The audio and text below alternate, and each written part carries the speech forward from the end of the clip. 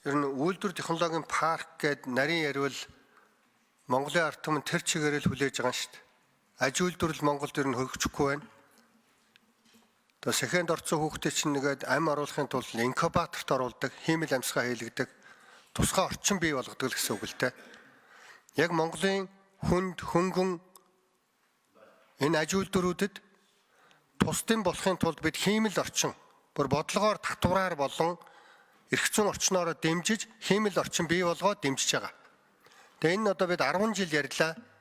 Инкубатор ерөөсөө л ажиллахгүй тэгэл яваал. 3 дахь асуулт. Бидний хамгийн толгойр байгаа шаадаг юм бол хүний нөөц. Энэ олон 17 үйлдвэр технологийн паркуудад зориулж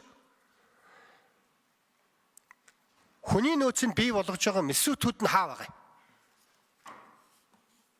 Энэ олон одоо шинжлэх ухааны техникийн их сургууль болон энэ мэсүүтүүдтэйгээ хүний нөөцийн талаарх бодлогын баримтуудаа бий болгосноо гэрээнүүдээ хийсэн үү? За хүний нөөцийн асуудал өндөгдлөө. Хүний нөөцтөр мэсүүтүүдтэй ажиллаж байгаа.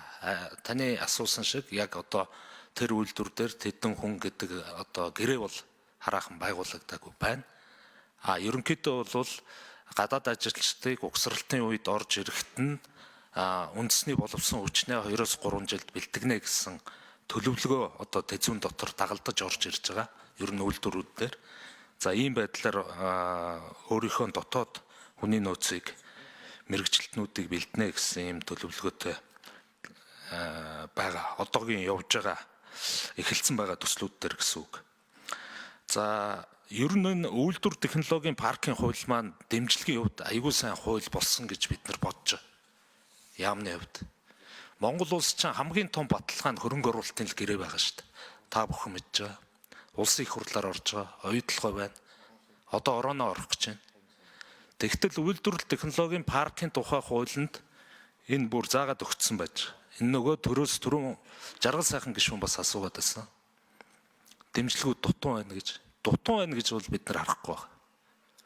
Монгол улс өгч чадах хамгийн том баталгаагаа энэ хуулиар дахиж өгсөн.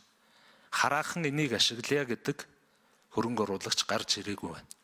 Магадгүй одоо бидний сая улсын одоо хөрөнгө оруулалтаар дэд бүтцийг хийх тухайлбал зэсийн баялжуулах үйлдвэр дээр хөрөнгө оруулалтын гэрээ байгуулна гэж хөрөнгө оруулагч орж ирэхийг үгүйсэхгүй. Тэгэхээр энэ хуулийн өөрийнх нь баталгаа бол хангалттай. Дээр нь хөнгөлөлтөө зээлийн хөрөнгийн баталгаа гаргах асуудлыг бас дэмжлэгт оруулж өгсөн хуулинд их хурл шийднэ. Ингээд бүх баталгаанд байгаа байхгүй. Бусад Хятад, Герман гэд бид нар олон улсын юуг судалсан дэмжлүүдийг манайхаас тийм өндөр дэмжлэг байхгүй.